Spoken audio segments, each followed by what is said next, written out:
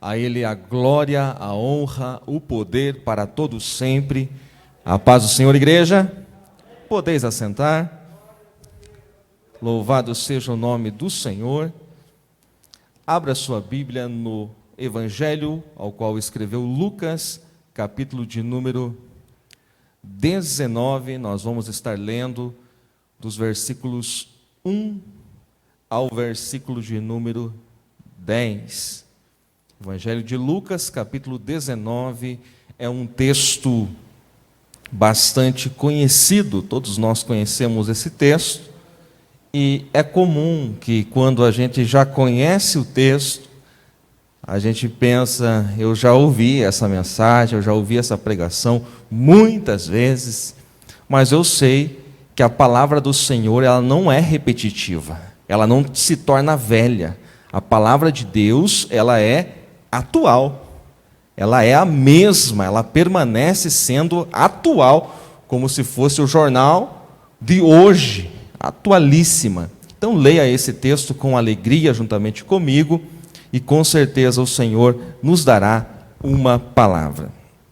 Diz assim, Lucas 19, a partir do versículo 1: E tendo Jesus entrado em Jericó, ia passando, e eis que havia ali um homem chamado Zaqueu, e era este chefe dos publicanos, e era rico, e procurava ver quem era Jesus, e não podia, por causa da multidão, pois era de pequena estatura.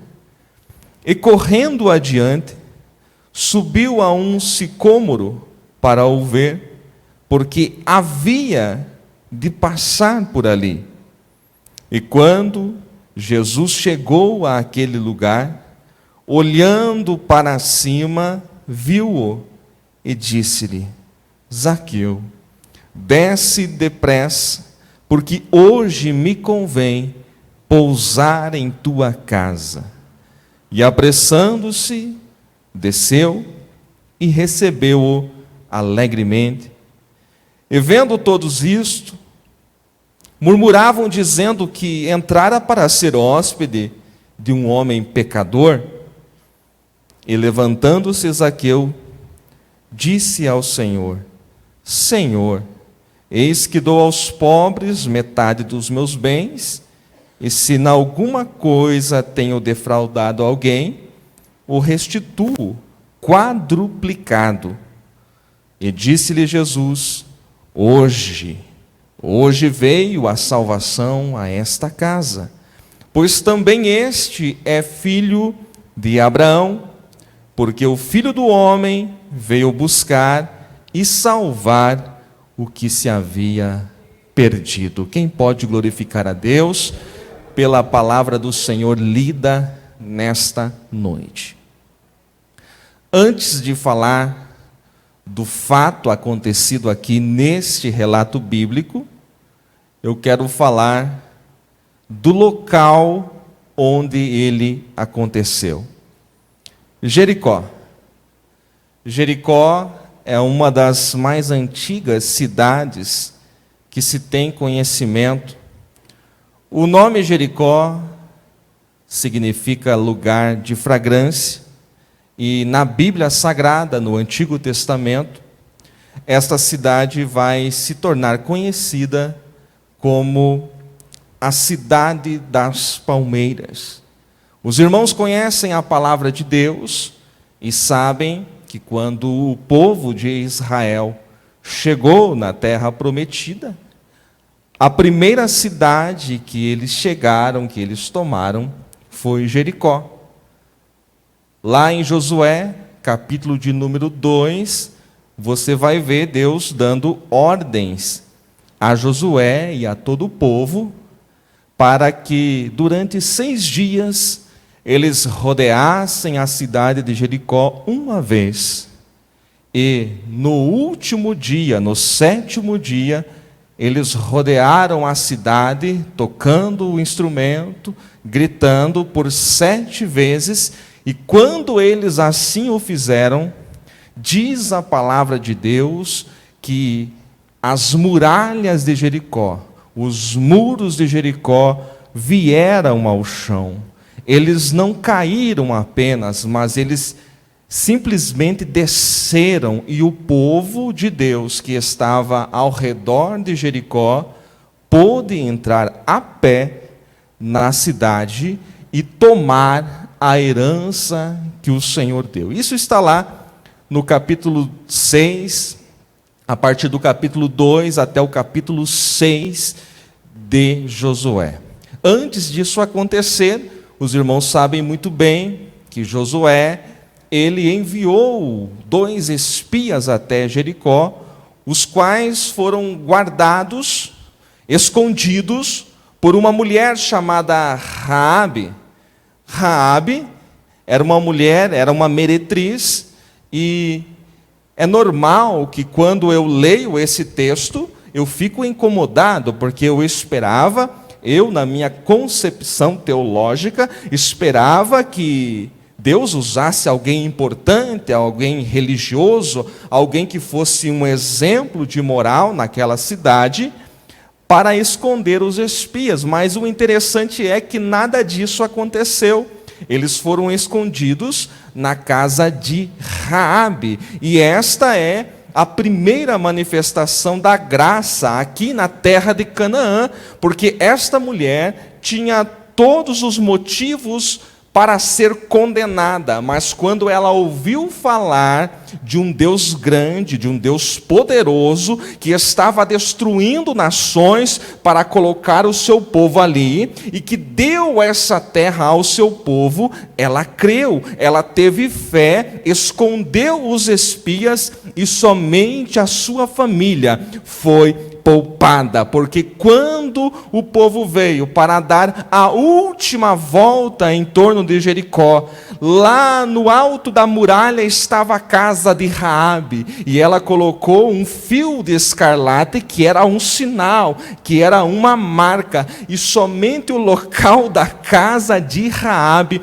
permaneceu de pé, porque o nosso Deus é um Deus de graça. Ele não retribui a mim aquilo que eu mereço, porque senão eu estaria morto. Se Ele retribuísse a você as suas ações, você estaria perdido também. Mas o nosso Deus é um Deus de graça, é um Deus de amor, é um Deus de bondade, e Ele tem derramado a sua bondade, a sua graça, o seu amor sobre a minha vida, sobre a tua vida. Se tem alguém aqui que também é alvo da graça do Senhor, dá um sinal com a sua mão, adore a Ele com os seus lábios, porque você também não era merecedor da bondade do Senhor, mas Ele te salvou, Ele te resgatou. Sendo assim, o povo toma posse da cidade de Jericó. Só que Deus deixa algo bem claro a Josué, que todos os bens, que tudo aquilo que havia em Jericó era anátema, pertencia ao Senhor. Alguns rodapés de Bíblia traz a tradução da palavra anátema como maldição, mas anátema não é maldição. Anátema é algo que foi separado, é algo que foi consagrado e que não pode ser tocado. E Deus diz a Josué que tudo em Jericó seria anátema ao Senhor, não poderia ser tocado. Você conhece a história que um homem chamado Acã, ele toma alguns bens, algo que ele achou muito valioso, e esconde na sua tenda, ou seja, ele toca no anátema. Logo a seguir, Josué precisa mandar o povo para tomar uma cidade vizinha chamada Ai. Como a cidade de Ai era muito pequena, Josué escolhe poucos homens para que tomassem aquela pequena cidade. E qual é a surpresa? Quando eles chegaram lá, foram derrotados e fugiram diante dos soldados de Ai. O que eu vejo aqui, que toda a ordem que o Senhor dá precisa ser obedecida. Não podemos desobedecer à voz do Senhor. Quando o Senhor diz, isso é meu, isso não deve ser tocado, nós precisamos ouvir a voz do Senhor. Acã não ouviu a voz do Senhor, então foi lançado sortes, e o que aconteceu? Toda a casa de Acã foi apedrejada, toda a casa de Acã morreu, porque tocaram no anátema, tocaram naquilo que o Senhor disse para não tocar. Logo a seguir, Josué diz, maldito o homem que tornar a reedificar Jericó. Josué está dizendo, nunca mais a cidade de Jericó tornará a ser reedificada. Porque se algum homem tornar a reedificar Jericó, quando ele lançar os fundamentos, o seu primogênito morrerá. E quando ele colocar as portas, o seu filho mais novo morrerá.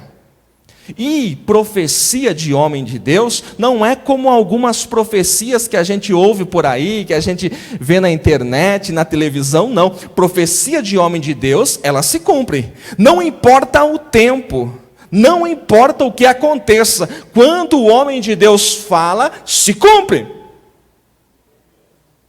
Você está lendo a sua Bíblia e parece que esse fato ficou no passado. Mas quando você chega no primeiro livro dos Reis, no capítulo 16 e no versículo 34, você vai encontrar um homem chamado Hiel. Hiel era betelita, era da cidade de Betel. E ele fez um projeto. Qual era o seu projeto? Reedificar Jericó.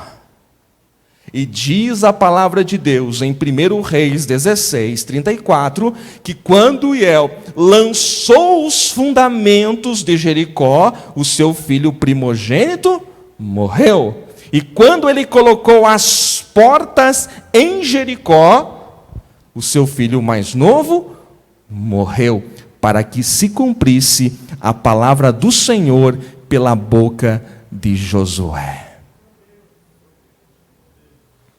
Pregador, eu não entendi onde você quer chegar. Presta atenção.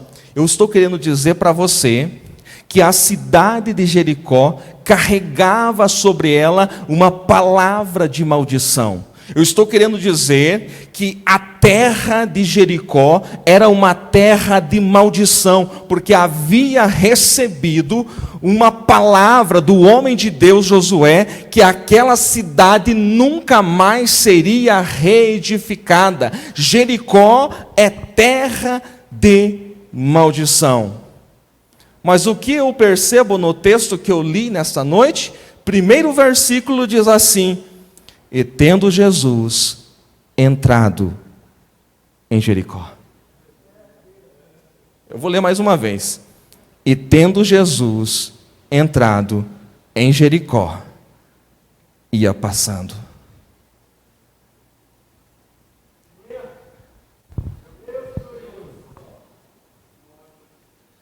Talvez você aqui, alguém que está dentro dessa casa, pessoas que me acompanham através da internet, são pessoas que receberam uma palavra de maldição sobre si.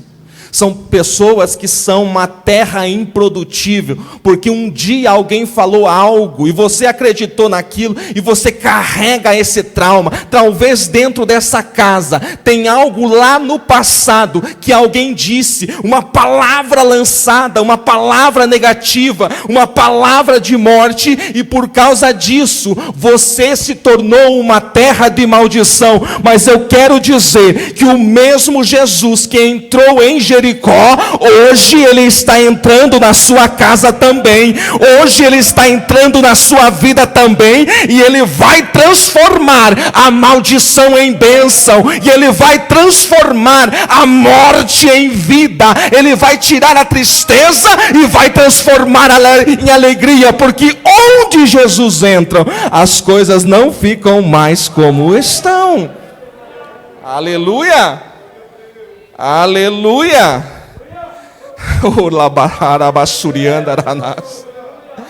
Eu era uma terra de maldição, porque em mim, na minha pessoa dominava o pecado, em você o pecado dominava. Mas um dia, a graça do Senhor veio sobre você, e na tua Jericó Jesus entrou, e você já não é mais maldito, mas você é abençoado, porque Jesus entrou na tua Jericó.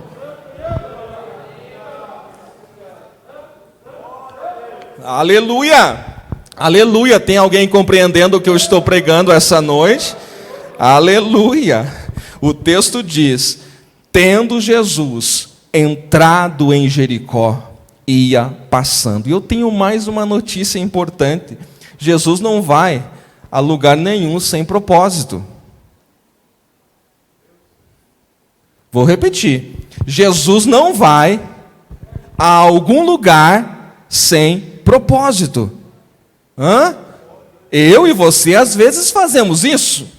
Às vezes a gente olha para o relógio, são quase 19 horas, domingo, vou ir para a igreja. Tenho que ir, porque senão o irmão, o pastor vai ficar falando, eu tenho que fazer algo. Aí vem sem um propósito. Eu faço isso. Que o Senhor Jesus me perdoe. E você já fez isso também?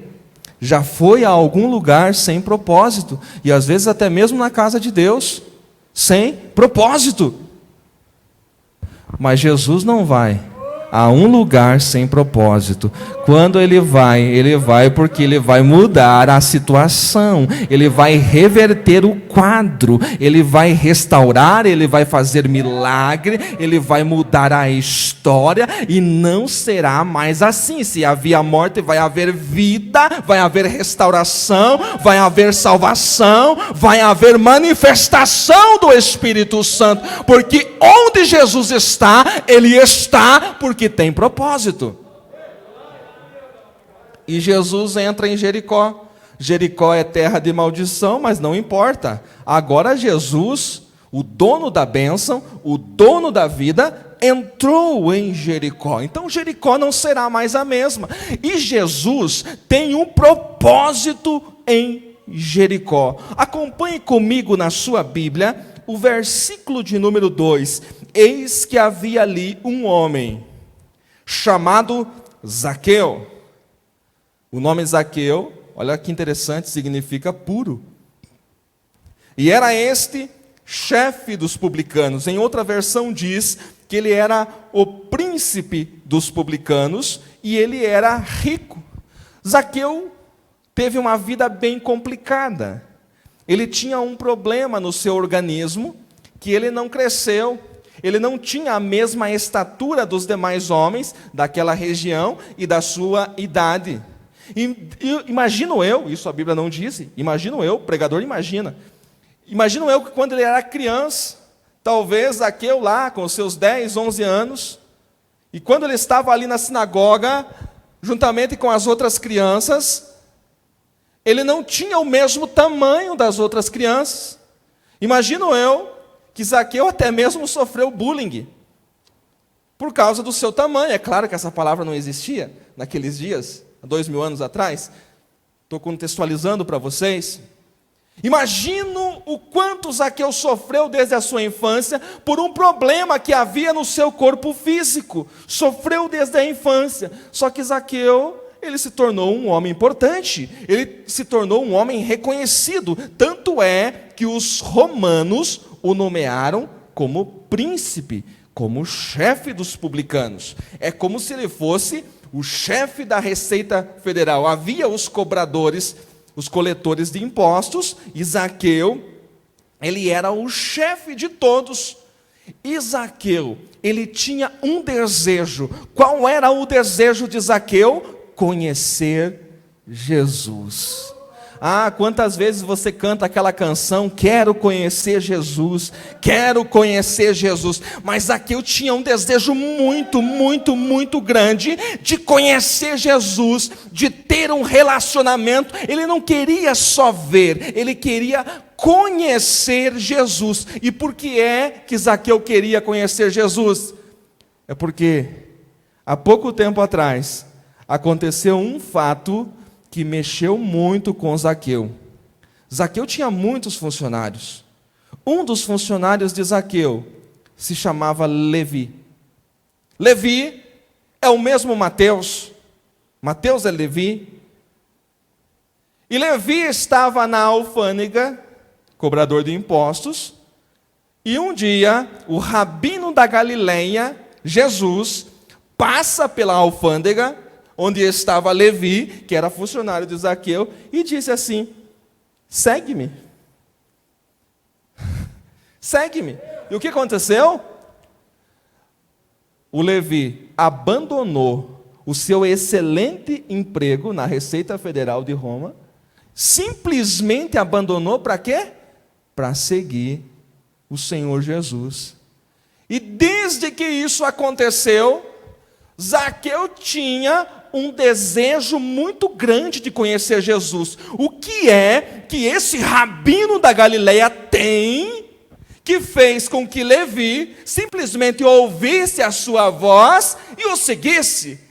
Tem que haver algo diferente. Ninguém segue ninguém assim. Tem que haver algo de extraordinário, de sobrenatural na vida desse rabino da Galileia. E essa história incomodava Zaqueu.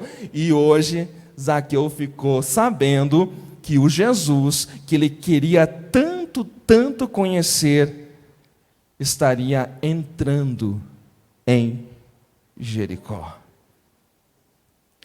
Quando Zaqueu sabe que Jesus está entrando em Jericó, ele vai até lá para conhecer Jesus. Mas havia alguns impedimentos.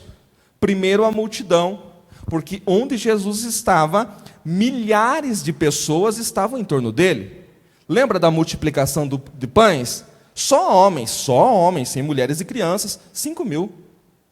Imagina o tamanho da multidão em torno de Jesus. Mas é claro que nem todos que estavam na multidão tinham relacionamento, aliás, a maioria deles estavam ali só por curiosidade, para ver ele curar os cegos, curar os coxos, sarar os surdos, realizar milagres e maravilhas. Eram só espectadores, porque existe a multidão e existe aqueles que têm relacionamento com Jesus. E a multidão que estava em torno de Jesus era muito grande, e isto impediu Zaqueu de chegar até Jesus. Então ele poderia olhar de longe? Aí é que estava o problema. Zaqueu era de pequena estatura. Zaqueu tinha uma dificuldade em seu corpo físico, uma deficiência, ele era de pequena estatura, então ele não poderia olhar Jesus de longe, e ele está aflito, porque ele quer ver Jesus, ele começa a correr, a tentar achar um espaço, de repente, na frente dele, um sicômoro, ou em outra versão, uma figueira brava. Olhe comigo o versículo de número 4. Correndo adiante, subiu a um sicômoro, ou a uma figueira brava, para o ver, porque Jesus havia de passar por ali. Então ele está aflito, tentando imaginar uma possibilidade para ele conhecer Jesus, e de repente, diante dele está um sicômoro. Ou seja, havia a multidão, havia a pequena estatura, e agora tem uma figueira brava na frente. Então, ele teria mais um obstáculo, mais uma objeção para ele não conseguir ver Jesus. Mas não, ele não ficou se lamentando, a multidão, minha pequena estatura, agora tem mais uma figueira brava. Não. Ele utilizou aquela situação, a figueira brava, o sicômoro, para ele subir e fazer daquele sicômoro uma arquibancada, para que ele pudesse ver Jesus de longe. O que quero dizer essa noite? Há muita gente que quer conhecer Jesus, que quer ter um relacionamento mais íntimo com Ele, mas de repente aparece um obstáculo, aparece uma multidão, ou começa a olhar para si e diz: eu sou pequenininho mesmo, eu não consigo, isso não é para mim. Eu repreendo esta voz, porque esta voz é do inimigo. Ei, não olhe para os obstáculos. Se você está disposto a conhecer Jesus, a ter um relacionamento mais íntimo com Ele, não desanime por causa das objeções, por causa dos obstáculos. Levante a sua cabeça. Deus dará uma possibilidade para que você possa chegar perto dele. E se você não puder chegar perto dele, é Ele que vai te encontrar. Aleluia. Aleluia. Oh, glórias. Fico imaginando. Não é um homem qualquer, é um chefe dos publicanos, é um homem que certamente se vestia muito bem, elegante, com a melhor roupa, com a melhor túnica, e agora este homem está subindo numa figueira brava. Eu imagino se alguém viu isso. É claro que a figueira brava, o sicômoro, era uma árvore muito grande, forte, porém os seus galhos eram baixos, e galhos fortes, que faziam com que uma pessoa pudesse subir através desses galhos. Fico imaginando um homem rico, chefe, príncipe dos publicanos, agora subindo numa figueira brava, só para conhecer Jesus. Eu fico pensando quantas vezes eu me dispunha a conhecer, a ter intimidade com Deus, e no primeiro obstáculo eu desisti, e no primeiro obstáculo eu caí. Quando eu leio esse texto e vejo um homem tão importante se submetendo a esta situação de subir a uma figueira brava, eu fico pensando: Jesus, eu não mereço o teu amor. Se não fosse o Senhor me encontrar, eu nunca chegaria ali, eu nunca conseguiria, mas o Senhor me achou, mas o Senhor me alcançou. Aleluia. Zaqueu trazia dentro de si alguns traumas desde a infância, até mesmo devido àquilo que ele sofreu na sua infância. As pessoas passavam por Zaqueu e sempre olhavam Zaqueu de cima para baixo. Todo mundo o desprezava. Aliás, todos os publicanos eram desprezados. Deixa eu explicar isso. Os publicanos eram homens judeus que cobravam impostos dos judeus, mas eles prestavam um serviço a Roma. Então os demais judeus olhavam para os publicanos como traidores. Ora, vocês são judeus e prestam um serviço a Roma que nos escraviza? Eram homens judeus cobrando impostos, e eles tinham uma cota que eles teriam que passar a César. César, o imperador romano. Mas eles poderiam cobrar até a mais para que eles tivessem o lucro deles. Então, os publicanos eram mal vistos pelos judeus. E quanto a Zaqueu, sendo o chefe dos publicanos, as pessoas sempre passavam, e ele era pequeno, a Bíblia diz que ele era de pequena estatura, e sempre o olhavam de cima para baixo. Mas hoje, neste dia que Jesus entrou em Jericó, a história vai mudar. Alguém vai olhar Zaqueu de baixo para cima. É interessante que Jesus, antes de ele tocar no problema, ele cura os traumas passados. Zaqueu tinha trauma, nunca ninguém o olhou desta forma, como aquele rabino da Galileia vai olhar. Jesus está passando e vai passar justamente onde tem aquela figueira brava, e quando Jesus passa, ele poderia simplesmente passar, ele para. Olhe comigo, o versículo de número 5. Versículo de número 5 diz assim: e quando Jesus chegou àquele lugar, olhando para cima, presta atenção, Jesus olhando para cima, viu-o e disse-lhe: Zaqueu, desce depressa. A primeira vez que alguém vai o olhar, de baixo para cima. E quem é essa pessoa? É o Senhor Jesus, o Todo-Poderoso, o Salvador, o Redentor, o Criador de todas as coisas. Vai passar ali e a primeira coisa que ele vai fazer, antes de trazer salvação à casa de Zaqueu, ele vai curar os traumas que Zaqueu tem. Você lembra do leproso? Lembra do leproso lá de Marcos, capítulo 1? Antes de Jesus curar a lepra, o que Jesus faz? Jesus o toca. Jesus poderia curar o leproso sem tocar? É claro, Jesus pode tudo.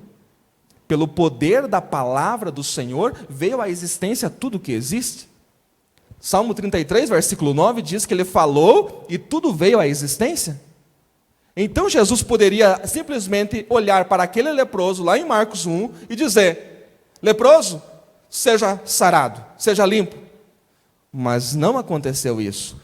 A Bíblia diz que a primeira coisa que Jesus fez, ele tocou no leproso, porque havia muito tempo que ninguém tocava nele, porque para um leproso, não era permitido o convívio familiar.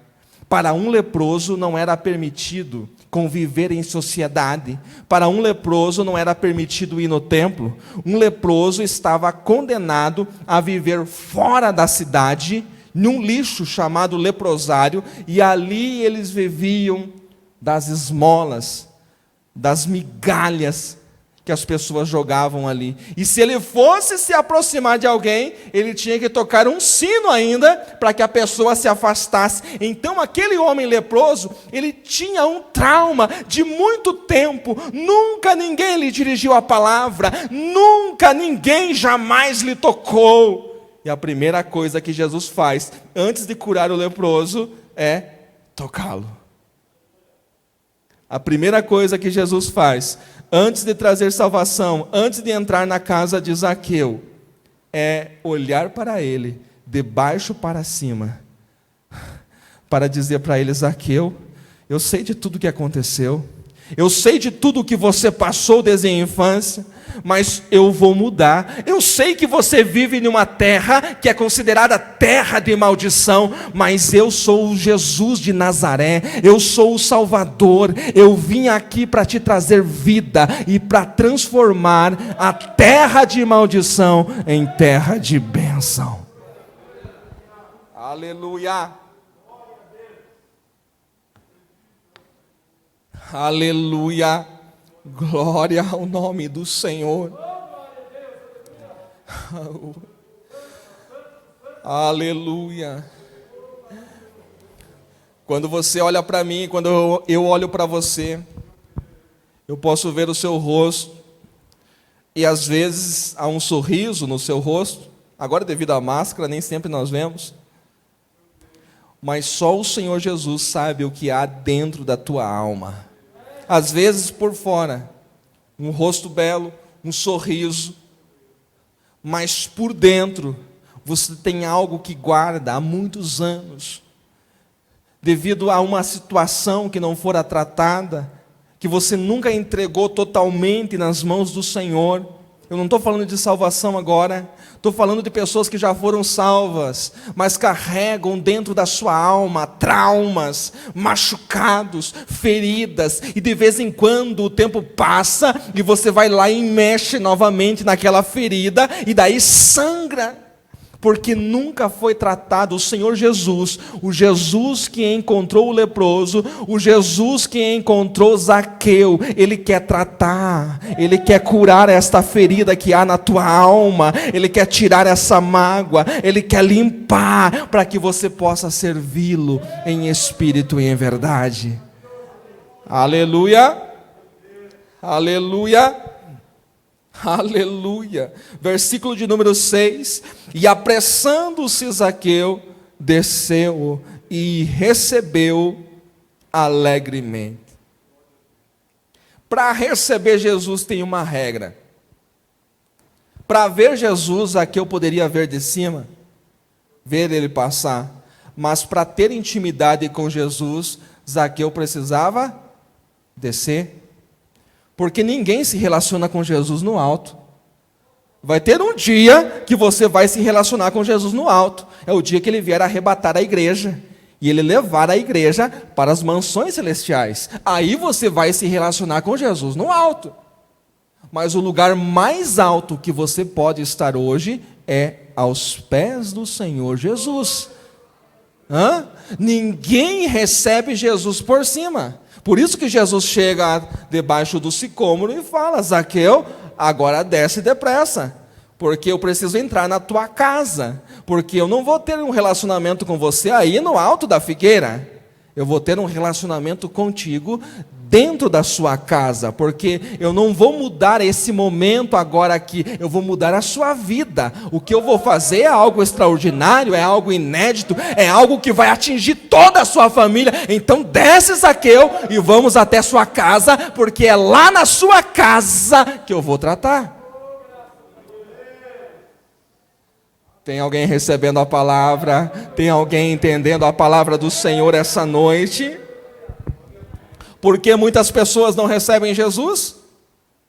Porque querem o receber no alto. Não entendi, pregador. Eu estou falando de orgulho. Eu estou falando de soberba. Estou falando de arrogância. E ninguém se relaciona com o Senhor Jesus desta forma. Jesus não se relaciona com ninguém que é grande. Jesus se relaciona com pequenos. Jesus se relaciona com aqueles que descem. Lembro-me agora, pastor Marcelo, de um homem chamado Naamã. Está lá no livro dos Reis. Esse homem era capitão do exército da Síria. E eles tinham levado uma menina para ser escrava na sua casa. E aquele capitão colocava as suas roupas de capitão, era reconhecido por onde passava, capitão do exército da Síria. Só que a menina hebreia, que estava na sua casa, que lavava aquelas roupas, sabia da história dele. Porque quando ele tirava as suas roupas, pedaços de pele estavam naquela roupa. E aí a menina diz: se o meu Senhor conhecesse o homem de Deus que está em Samaria, ele oraria por ele. E ela fala isso para sua senhora. E o Naamã, arrogante, nariz empinado, poderoso Naamã, capitão do exército, vai até Samaria em busca de Eliseu. Chegando lá, Eliseu nem o recebe, mas Eliseu dá a receita. Quer receber a bênção? Desça. O que Eliseu manda? Que Naamã vá até o Jordão. Você sabe o significado de Jordão? A palavra Jordão significa aquele que desce. E o Eliseu manda que Naamã vá até o Jordão e se lave 7 vezes. Naamã fica indignado. Eu, capitão do exército da Síria, ir me lavar nesse rio Jordão, rio sujo? Por acaso os rios de Damasco não são muito melhores do que esses rios aqui, do que esse rio Jordão? E aí um homem, ou alguém usado por Deus, diz: meu Senhor, se o profeta lhe pedisse algo muito difícil, algo impossível, mas ele só pediu para se lavar 7 vezes no Jordão. E aí o Naamã, ele tira o orgulho, tira a soberba, tira a arrogância, e vai, e desce até o Jordão, e se lava 7 vezes, e quando ele sai do Jordão, diz a minha Bíblia, que a sua pele estava limpa, totalmente limpa, porque aqueles que querem receber a bênção precisam aprender a descer, precisam ir lá embaixo primeiro, para que o Senhor, a seu tempo, os exalte. Aleluia! Glória a Deus! Então Jesus diz: Zaqueu, quer a bênção? Primeiro desça. Quer me conhecer? Precisa descer. E Zaqueu desceu e o recebeu alegremente. Olhe comigo o versículo de número 7. Vendo isto, todos murmuravam, dizendo que entrara para ser hóspede de um homem pecador. Estavam murmurando de Jesus. Quem é que estava murmurando? fariseus, saduceus, essênios, zelotes, todo aquele povo, escribas, que ficavam em torno de Jesus, tentando achar uma falha, e agora eles estavam indignados, porque Jesus, o rabino da Galileia, entrou na casa de um publicano não, de um chefe dos publicanos, para ser hóspede desse homem. Onde já se viu isso? Porque os fariseus, os saduceus, os escribas, eles se achavam melhores do que todos, e é um problema muito grande, quando qualquer um de nós se acha melhor do que o outro. Jesus fazer isso para mim, tudo bem. Mas fazer isso para o Zaqueu, aí já é demais. Aleluia. Tem alguém aqui? Tem alguém vivo aqui? Aleluia. Essa é a parte que a gente não dá glória, né? Essa é a parte que a gente não levanta a mão, mas o Senhor está nos ensinando verdades. Esses homens ficavam doutores da lei, sabiam toda a lei, sabiam a Torá. Aliás, eles decoravam a Torá, sabiam tudo, só não entendiam de coisas espirituais.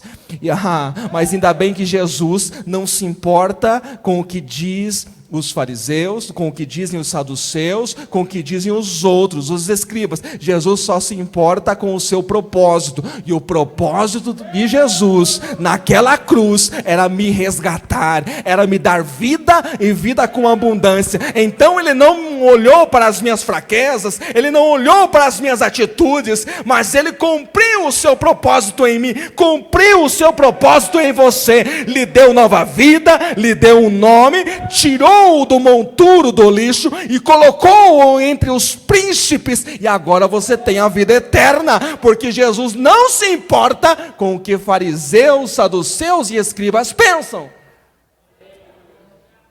Jesus os ignora, e nós precisamos aprender a fazer isso também. Aleluia. Versículo de número 8. Zaqueu disse: eis que dou aos pobres metade dos meus bens, e se em alguma coisa tenho defraudado alguém, o restituo quadruplicado. Me permitam aqui, irmãos, já no final desta mensagem, esclarecer algo a vocês que pode até chocá-los. Você já perdeu a conta de quantas mensagens sobre Zaqueu você já ouviu. Você não consegue contar mais. E em quase todas, pelo menos 90% delas, o pregador afirma que Zaqueu era um ladrão. Só que eu não encontrei isso na minha Bíblia e em nenhum outro material paralelo à Bíblia. Zaqueu não era ladrão. Perceba as palavras que ele diz. Ele diz que ajuda os pobres, e aí ele diz assim: e se em alguma coisa eu tenho defraudado alguém, eu vou restituir quadruplicado. Zaqueu era um exímio conhecedor da lei. O que ele está citando aqui? Zaqueu está citando Êxodo 22, 1. Também 2 Samuel 12, 6. Porque lá a lei do Senhor diz que se alguém, por acaso, tomasse um bem do outro e causasse algum dano, deveria restituir 4 vezes. É isso que diz na Torá, que diz na lei. E Zaqueu era um exímio conhecedor da lei. Ele diz assim: e se por acaso eu defraudar alguém, eu estou disposto a restituir 4 vezes. Alguém aqui conhece um ladrão que rouba com a intenção de restituir 4 vezes? Alguém conhece? Não. Não existe. Zaqueu não era ladrão. Zaqueu tinha um bom coração, Zaqueu ajudava os pobres, e Zaqueu pensava que agora, na hora de resolver a sua situação, essa questão dele ajudar os pobres, dele fazer bem às demais pessoas, dele não abusar da sua função como príncipe dos publicanos, ele pensava que isso lhe traria algum mérito. Quem já não pensou assim? Eu não roubo, eu não fumo, eu não mato, eu não bebo. Quem já não pensou assim? Talvez haja alguém que está acompanhando esta live agora, que pensa dessa maneira: eu sou uma boa pessoa, eu ajudo os pobres, eu faço assistencialismo, eu nunca matei, nunca roubei, nunca fiz isso, e começa a elencar um monte de coisas ruins que você nunca fez. E aí você pensa o quê? Que isso vai lhe trazer algum mérito diante de Jesus para a salvação. E a salvação, ela não é por obras. A salvação é uma obra de Cristo. A salvação é graça. Nós somos salvos pela graça mediante a fé. Esta é a doutrina bíblica. A salvação não é algo que eu faço, a salvação é algo que Ele fez. Eu creio no sacrifício dEle, por isso sou salvo, mas a salvação não envolve as coisas que eu faço. As coisas que eu faço são consequências da salvação e não o meio pelo qual eu sou salvo. E Zaqueu pensou que isso lhe traria algum mérito, então ele diz: olha, Senhor, eu ajudo os pobres, eu faço bem às pessoas, se eu fizer alguma coisa de ruim, eu vou restituir quadruplicado, então eu sou um homem bom. O que Jesus responde? Versículo 9: hoje, Zaqueu, não é o que você fez, hoje eu, Jesus, trago salvação a esta casa. Em outras palavras, Jesus está falando assim: Zaqueu, no assunto de salvação, nada dessa bondade que você tem vai influenciar. Você não é bom o bastante para ser salvo. Hoje, eu, Jesus, trago salvação à sua casa. A salvação é uma obra minha, Jesus está falando. A salvação não é uma obra tua. O fato de você crer, isso é muito bom, por isso estou aqui. Jesus está falando isso. Em outras palavras, hoje veio salvação a esta casa, porque também este é um filho de Abraão. Por que Jesus fala isso? Porque todos aqueles fariseus e escribas que estavam de lado, olhando para Jesus, eles gostavam de falar o seguinte: nós somos filhos de Abraão. Eu sou filho de Abraão. A coisa que eles mais falavam, a frase que eles mais falavam era essa: somos filhos de Abraão. Há uma promessa sobre nós, sobre a descendência de Abraão. Eles repetiam isso. Lembra quando eles foram para ser batizados, lá por João Batista? João Batista diz: viu, vão produzir frutos dignos de arrependimento. E não fiquem dizendo toda hora: somos filhos de Abraão, somos filhos de Abraão. Porque eu vos digo que até das pedras Deus pode trazer filhos a Abraão. Então Jesus já fala na hora ali: hoje eu, Jesus, entro nessa casa e trago salvação. Hoje veio salvação aqui, Zaqueu. Você é um filho de Abraão, mas isso não credencia para a salvação. A salvação não é por genealogia, a salvação é por graça. Porque o Filho do Homem, ele veio buscar e salvar o que se havia perdido. Jesus vem buscar e salvar. Onde que Jesus veio buscar e salvar? Na terra da maldição. No lugar onde Josué profetizou, onde Josué lançou uma palavra de morte, uma palavra de maldição, Jesus veio ali para reverter esse quadro, para buscar e salvar. Buscar e salvar quem? Buscar e salvar Zaqueu. Buscar cegos como Bartimeu. Na terra de maldição, Jesus veio para restaurar. Eu era essa terra da maldição. E você também era. Hoje você está aqui, sentado, bem vestido, levantando a mão, abrindo a boca e dando glória a Deus. Mas você já foi uma Jericó. Aí Jesus entrou na sua Jericó. Ele se fez maldição no seu lugar. Jesus se fez maldição no meu lugar. Por que digo isso? Porque lá em Deuteronômio, capítulo 21, versículo de número 23, diz que é maldito todo aquele que for pendurado no madeiro. Maldito todo aquele que for pendurado no madeiro. E o meu Senhor Jesus, o Verbo de Deus, abriu mão de tudo, veio a essa terra como homem, na terra de maldição, se fez maldição no meu lugar, para que eu tivesse vida e vida com abundância. A igreja esteja em pé nesse momento. Aleluia. Aleluia. Aleluia. Aleluia. Para você que me acompanha através do Facebook, hoje o Senhor quer te encontrar. Hoje o Senhor quer transformar a tua terra. Aquilo que você faz, as coisas boas, continua fazendo. Isso é muito bom. Vai fazer bem àqueles que estão à sua volta. Mas quando o assunto é salvação, é só Ele que pode te dar. É só aqueles que respondem ao seu chamado. É só aqueles que creem no sacrifício da cruz, no sangue derramado na cruz, é que tem a salvação. E hoje, a porta da graça está aberta para você. Aqui dentro do templo, preciso fazer um convite antes de orar. Há alguém que não se decidiu por Jesus, que não deu um abraço forte em Jesus ainda. Há alguém que foi tocado por essa palavra nesta noite, tocado pelos louvores, e quer tomar uma decisão de servir a Cristo. Levanta a sua mão que eu quero orar por você.